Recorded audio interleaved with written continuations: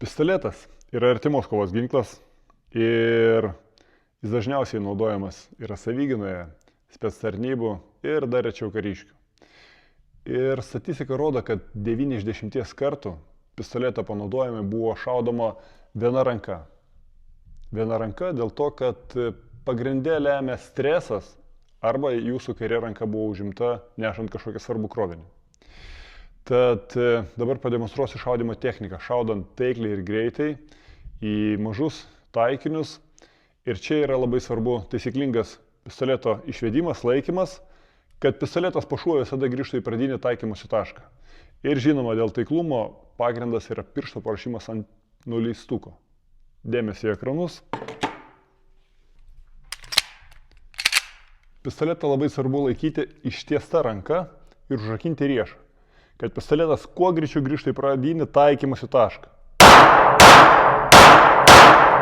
Dabar pademonstruosiu jums šaudimo techniką šaudant ir keičiant rankas stipriąją ir silpnąją. Dėmesį į ekranus.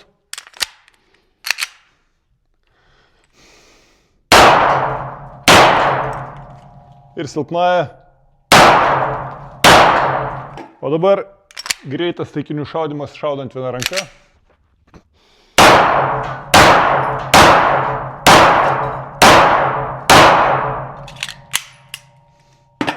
Vieną nepataikiau. Šaudant į vieną taikinį ir keičiant taikinius.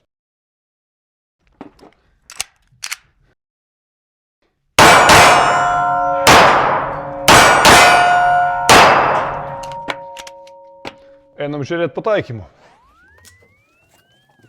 Ir pabaigai kompozicija.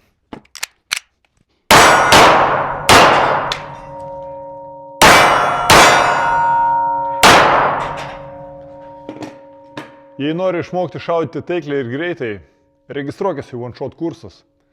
Čia geležis virsta į plieną.